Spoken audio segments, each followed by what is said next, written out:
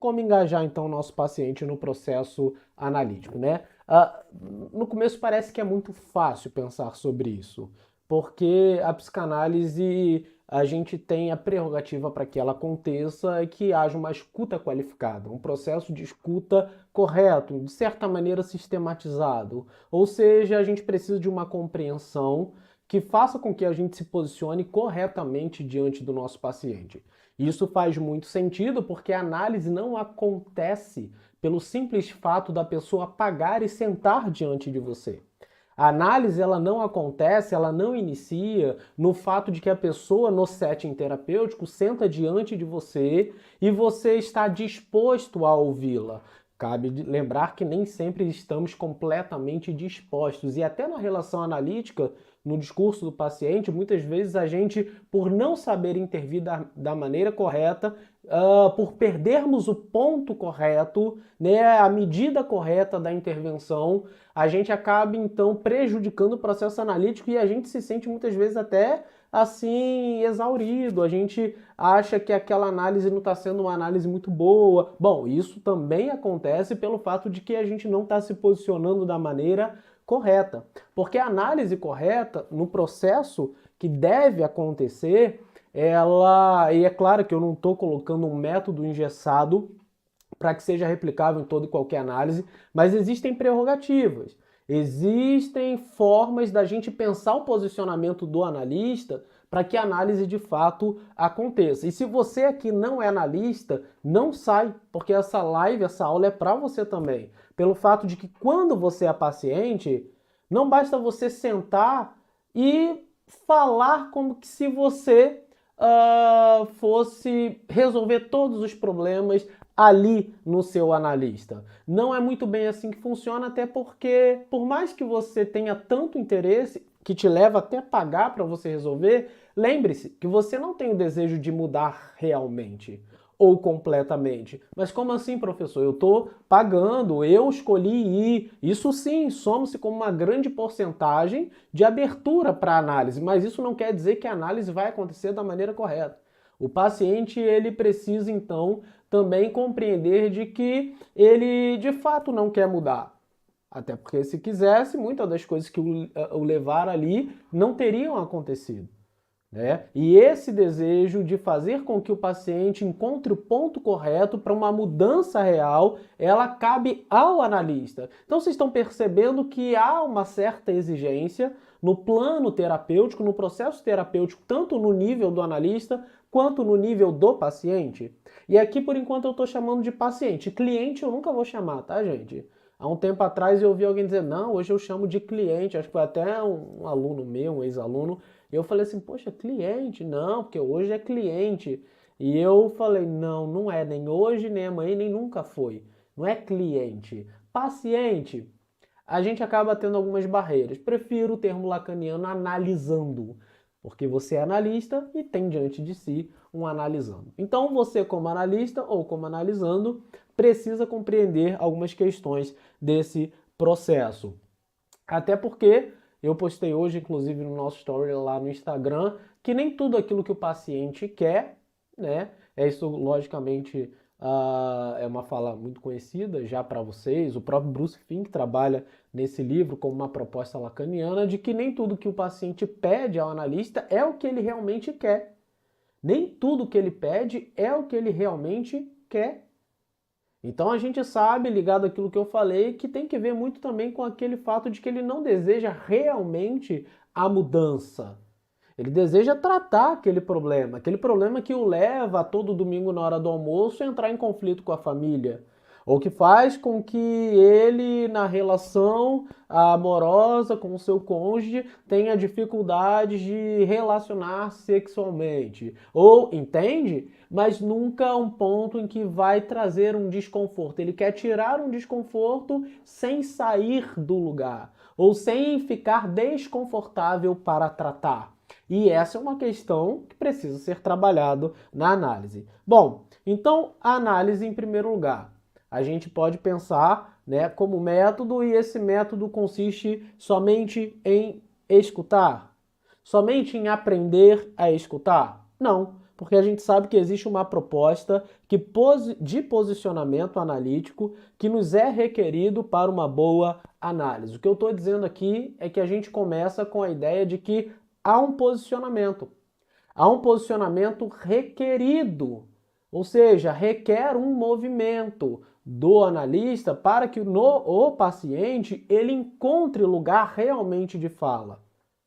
Para que ele encontre realmente uma possibilidade de acessar o paciente como destinatário e permitir com que ele alcance então a possibilidade de falar, a possibilidade de realmente colocar as suas questões. Porque, como eu disse anteriormente, não é porque ele paga que ele vai falar tudo. Não é porque ele está disposto a semanalmente investir o seu tempo na análise que ele vai realmente mudar. Esse posicionamento, segundo inclusive o Násio, refere-se ao lugar na relação analítica, que o analista deve se situar para ser capaz de operar, ou seja, ser capaz de interpretar, de perceber e causar o inconsciente. O Násio vai falar sobre isso, sobre a nossa capacidade de interpretar, ela está ligada à nossa, em primeiro lugar, capacidade de se posicionar. Então, se posicionar é extremamente importante. A nossa capacidade de perceber e de, inclusive, causar o inconsciente, eu vou falar rapidamente sobre isso, está relacionada à forma com que a gente se posiciona. Então, para a gente poder viver um processo analítico em que o meu paciente ele entre em análise de fato, a gente precisa compreender de que requer de nós um posicionamento como analista. E aí engana-se, né, quem estuda em alguns lugares e acha que pegar o certificado ou uma credencial, uma carteirinha te torna psicanalista. Isso não nem com a gente, nem em qualquer outro lugar. Isso não te torna psicanalista. Psicanalista é feito ao longo do tempo, ao longo da imersão nos clássicos, nas obras mais contemporâneas de psicanalistas que vêm contribuindo ou que já contribuíram de alguma maneira. Requer posicionamento analítico, saber quem você é na análise e como você deve se tornar função. Né? Vou falar sobre isso, função, quem foi acompanhando os stories da semana, vocês estão vendo que a gente está falando tudo sobre o que eu estou falando na live hoje. Função como espelho, função como uma espécie de ator, como retorno, como alguém que permite que o paciente, ou analisando, seja ele. Alguém que permita com que o paciente trate as suas próprias questões, e não as questões que estão sendo levantadas pelo analista. É claro que é um manejo analítico. É claro que o analista ele tem uma posição e a partir dessa posição ele trabalha como uma espécie de intervenção. Ou, vamos dizer assim, algumas formas e processos que a gente se vale para poder fazer com que o paciente encontre esse lugar. Então, causar o inconsciente, ou seja, cortar aquela linha do imaginário numa linguagem lacaniana, né, Seminário 2 de Lacan, do discurso, cortar aquele papo cotidiano, né, rotineiro da semana do paciente é necessário. Porque o paciente, gente, ele está fadado. Eu, como paciente, você, nós estamos fadados a contar as nossas histórias da vida, da semana, mas nem sempre isso implica análise. Cabe ao analista essa sensibilidade de intervir para o corte, para o simbólico, causar o inconsciente. Um exemplo prático disso é quando, porque aquela minha tia, ela é uma cobra. Eu tenho falado né, os nossos alunos da tutoria, inclusive vários que estão aqui, já estão no 9º mês e estão já realizando o estágio, né? E uma das coisas que a gente tem, assim, trabalhado é cuidado com o entendi. Mas cuidado também para não ficar neurótico com o entendi, tá, gente? Né? Não se desespere. Mas evitar é bom. Por quê? Porque se ela diz assim, minha tia é uma cobra, e você diz assim, entendi. Você entendeu segundo aquilo que você acredita que a cobra é e que aplica-se à tia dela. Mas você já parou para se perguntar que um analista, ele não sabe? O nosso posicionamento, principalmente, é de não saber. Então eu olho para o meu paciente e indago: uma cobra? Ela é uma cobra. Como assim uma cobra? Porque ela quis, né, sair do ponto A para o ponto B, nada de coach aqui. Sair do ponto A e para o ponto B, de maneira linear. Dizendo, minha tia é uma cobra e você sabe o que eu quero dizer. Não, eu não sei o que é uma cobra. Então, nesse percurso, ela faz assim, ó. Vamos para o nosso quadrinho? Rapidamente. Vamos lá. Esse aqui, ó, é o discurso. Deixa eu só ver se vocês estão vendo o quadrinho. Então, esse aqui é o discurso do nosso paciente. E o que ele pretende é, de maneira linear, chegar aqui. Né? Vamos dizer, a minha tia é uma cobra, né? E aí, quando você diz assim, entendi, você acaba com esse processo, você sela esse processo. Né? Como você disse, não precisa mais dizer sobre isso. Mas veja bem, a gente como analista e a nossa posição, em primeiro lugar, está numa posição de não saber, né? Ou ainda, vamos colocar aqui, ó, de, né, saber que não sabemos. Estou colocando no plural aqui. De saber que não sabemos. Não sabemos por quê? Porque eu não tenho que saber o que ela diz quando ela diz cobra.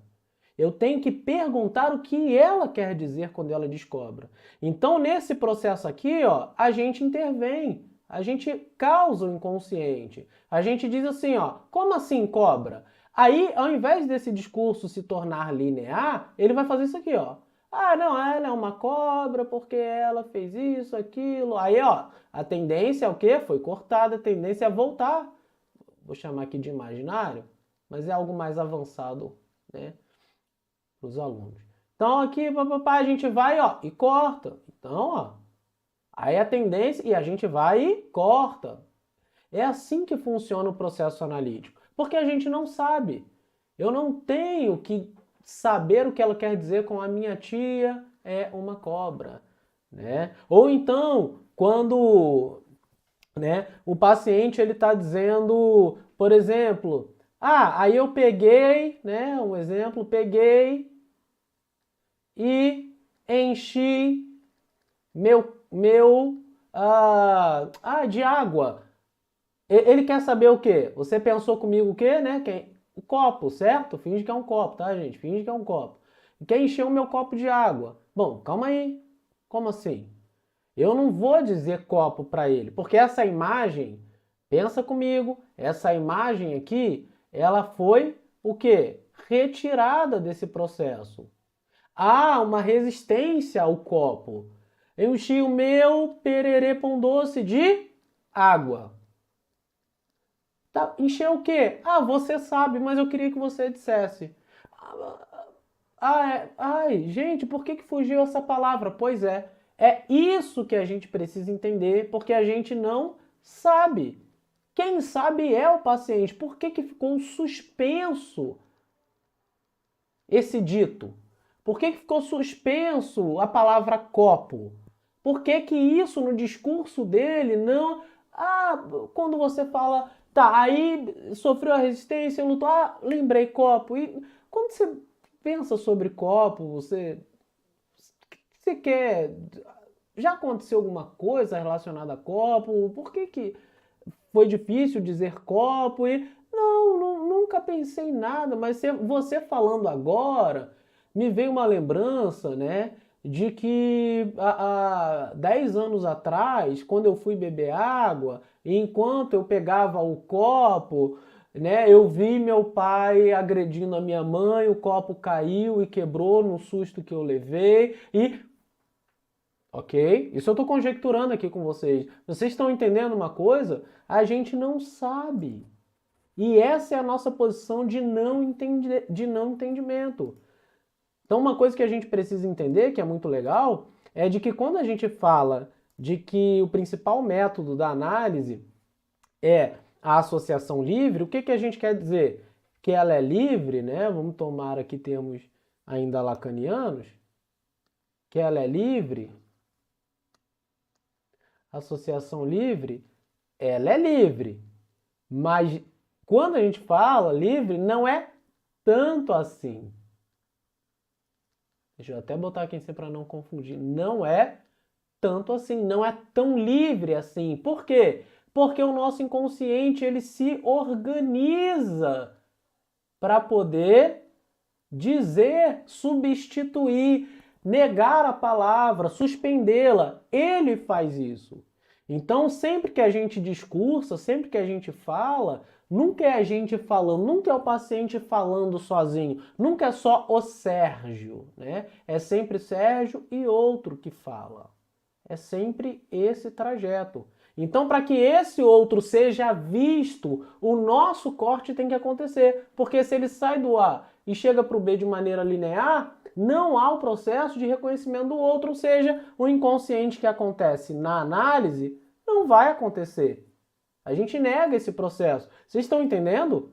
Então isso só é possível pela forma psicopatologia da vida cotidiana. Muito bem, Cláudia. Exatamente, do Freud. Né? Vamos dizer, não foi a primeira obra dele, mas das primeiras foi a que ganhou grande, né, a repercussão e trouxe a psicanálise, foi colocando a psicanálise, né, naquela época num lugar assim bem importante. A primeira obra considerada psicanalítica foi a Interpretação dos Sonhos, né, que é muito importante, mas o seu valor como obra psicanalítica ele chegou depois.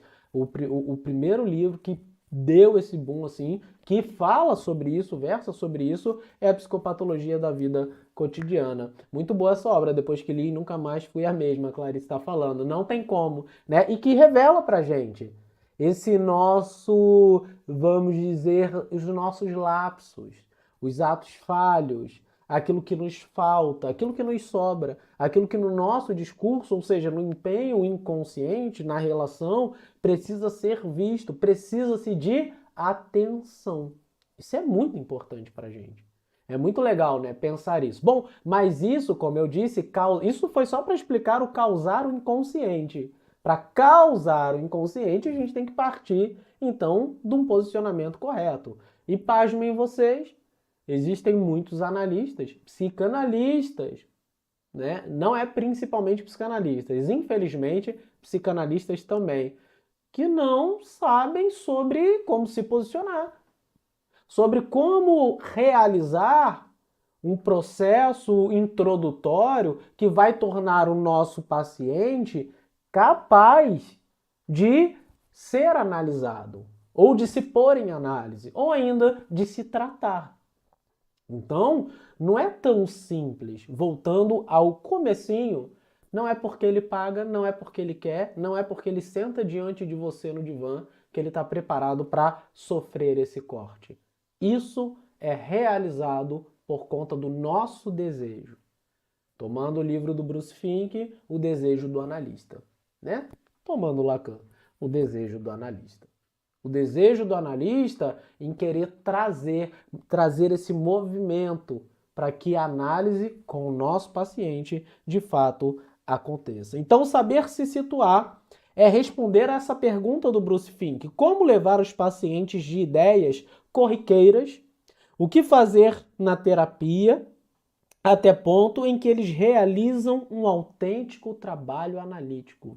Porque vocês vão perceber que no começo, principalmente para os analistas menos experientes, há uma certa dificuldade de como sair desses conteúdos corriqueiros, né? Diários, semanais, e fazer com que, da terapia, e fazer com que eles entrem de fato num trabalho autêntico, analítico, de verdade. Então, há, né, um movimento de saber se posicionar. Em primeiro lugar, a gente vai falar sobre a entrevista preliminar. Então, se a gente pode dizer que há um primeiro lugar onde o terapeuta deve se colocar, se colocar no nível de estabelecer a relação. Vamos para o nosso quadrinho, porque talvez isso como conteúdo que seja muito importante para vocês, tá? Então eu vou apagar isso aqui, já está na coisa grande, ó. Vou apagar aqui, ó, rapidinho. Eu podia criar um outro? Podia, né? Mas já comecei apagando, então vamos embora. Tá? Então, quando a gente pensa em entrevista preliminar, o que a gente está pensando em primeiro lugar? A gente está pensando na primeira forma de nos posicionarmos como analistas. Beleza? Vamos lá então. Na entrevista, vou botar aqui, ó, como se posicionar. Como se posicionar. Primeiro lugar, vamos lá. Temos a entrevista preliminar.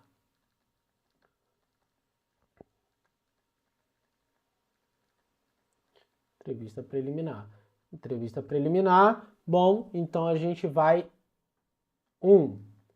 estabelecer o nível.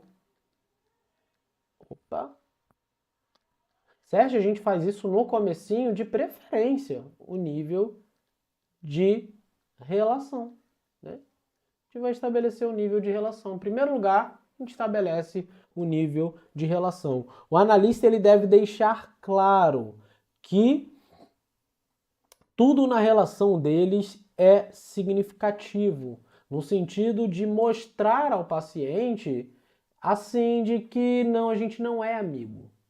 Eu não sou familiar. Sérgio, mas quando você traz a ideia de que isso precisa acontecer, você não está negando o processo transferencial, que é prerrogativa para que a análise aconteça? Não, de maneira nenhuma. A transferência ela vai acontecer, principalmente se você se colocar no papel de analista, não se você corresponder contratransferencialmente.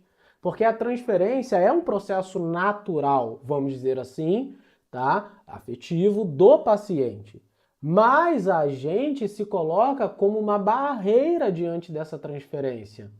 No sentido de que eu vou mostrar que eu não sou o seu amigo. Eu vou mostrar que eu não sou a sua esposa, o seu marido, a sua tia, o seu avô, alguém que você tanto ama ou alguém que nesse momento você odeia. Não, não, não. Eu vou te mostrar que eu sou o seu analista. Então, em nível de relação, nós não somos nada além de analistas. E nesse processo, nessa relação, que a análise se desenvolve e acontece. Para que a entrevista preliminar aconteça, para que você saia desse movimento e entre na análise de fato, em primeiro lugar você precisa se posicionar como analista. E é muito comum que pacientes exijam de você um retorno. E é sobre isso que a gente está falando. Como eu estabeleço então esse nível de relação? Esse nível de relação ele acontece quando o paciente, por exemplo, diz assim: mas doutor, poxa, falando sobre isso, estou adorando uma série na Netflix que é sei lá, eu não tenho assistido muito filme nem série, gente. Vou falar uma que minha esposa gosta, né? Cheese a Picture? Cheese a Picture. Acho que é isso o nome, né? Ela gosta bastante dessa série. E aí, doutor, tô gostando bastante dessa série, X a Picture e tal. E, poxa, vê o que você acha, me fala, porque eu tô achando tão legal, tem tudo a ver aqui com o que a gente tem falado. Não é que você pode ter até visto, você pode até querer ver, mas lembre-se, você não está ali para poder ver e voltar para poder bater um papo sobre a série. Você também não está ali para poder trocar figurinhas, emprestar livros. Você não está ali para poder causar uma boa impressão ou ser tão amigável quanto você gostaria às vezes de ser. Você está ali para ser analista. Você está ali para falar dele. Você está ali, por exemplo, para perguntar: o que te chama tanta atenção nessa série? Não, eu estou indicando essa série porque fala muito sobre a crises no relacionamento familiar. E você se identifica em alguma das personagens? Doutor, você nunca tinha me falado sobre isso, mas eu me identifico com a personagem lá, o Brian, né? Sei lá, nem sei se existe, tá, gente? Nem vou dar spoiler porque eu não vejo, não acompanho junto com ela, não. O Brian. O Brian. Me conta mais sobre o Brian. Aquilo que Freud falou. Somos donos do que calamos, escravos do que falamos. Quando Pedro me fala sobre Paulo, eu sei mais sobre Pedro do que sobre Paulo. Quando ele fala sobre o Brian, ele está falando de si. Quando ele fala dessa personagem, ele fala de si. esse movimento de, tá vendo? Saímos de uma esfera onde eu vou compartilhar figurinhas da série para poder dizer para ele, eu quero saber o que que você diz. Porque você importa. Porque a análise vou inventar um nome aqui, tá? É de você... eu tô olhando o nome de autor aqui, né? Deixa eu ver aqui. Calma aí, gente. É sua, Raymond. Raymond tá ali. É sua, Raymond. Então, Raymond, é porque se você falar um nome aqui, tem gente aqui que já foi, né? Meu paciente já foi também analisando meu aluno em análise, né? Bom, então, Raymond, o que importa é você. Quem fala é você. Eu escuto você. E eu sou um destinatário do seu discurso. Eu estou aqui principalmente para que você se escute. Então, em primeiro lugar, esse posicionamento na entrevista preliminar é muito significativo. Só assim a gente abre portas para de fato causar um inconsciente. É assim que a gente abre portas para que isso aconteça de fato. Tá bom? Bom, segundo lugar, não é só o nosso posicionamento mostrando de que não, eu não sou, nós temos uma relação singular, especial, que é analista e analisando. E em segundo lugar, ali a gente tem que tomar um certo cuidado, porque numa entrevista preliminar eu não intervenho quando como na análise de fato. Então a minha intervenção não é que ela seja superficial, mas ela é apenas pequenas aberturas, para que aquele paciente comece então a se ver no processo. Do tipo, quando ele tem um lapso, não é que eu vou já mergulhar nesse lapso, mas eu posso dar oportunidades para que ele dê importância para isso. Para que ao ouvir o meu ao ver a minha contrição, ao ver esse momento de preocupação com aquilo que está sendo dito, ele então se posicione como, poxa, será que isso é importante? O que eu acabei de falar, eu nunca pensei nisso. Ele se veja. Percebe? Por isso que somos função. Somos espelhos, somos atores, né? Não somos parentes. Não somos amigos. É assim que funciona. Mais uma questão que a gente precisa compreender, que o Lacan trabalha muito, que se tornou meio que um modelo pejorativo de análise, dizendo que as análises são curtas, né? Em termos lacanianos. Não. Lacan, ele tem uma postura sensacional referente a como se posicionar na análise, cortando no momento certo aquilo que está sendo dito. Então o paciente tem que saber intervir na hora certa. Muitas vezes aquele lapso, aquilo que está sendo dito, não pode passar despercebido. Muitas vezes aquele lapso ele precisa ser valorizado naquele momento. E a gente tem que tomar um cuidado muito grande, porque quando passa, muitas vezes a gente deixa voltar para aquela linha, para aquele processo linear, e perde muitas vezes até a vontade ou até sofre um medo, né? Uma resistência de voltar para aquilo que ele já falou. Eu deixei passar, eu deveria ter falado agora. Né? Não tenha medo.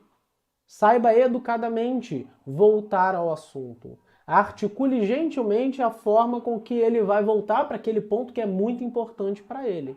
Então a gente tem que saber o momento de intervir e não só isso, aplicar o corte. O corte é muito importante, mas Sérgio, como que eu posso acabar uma análise com 28 minutos?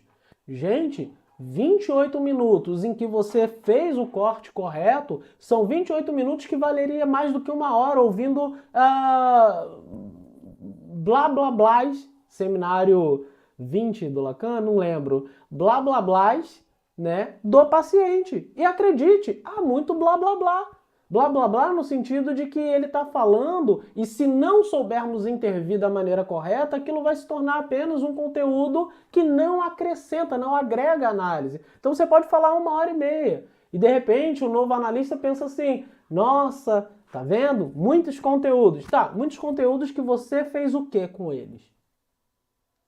Que tipo de cortes você realizou? Qual foi a intervenção que você fez que foi válido para que ele se colocasse no lugar de realmente dar importância àquilo que importa?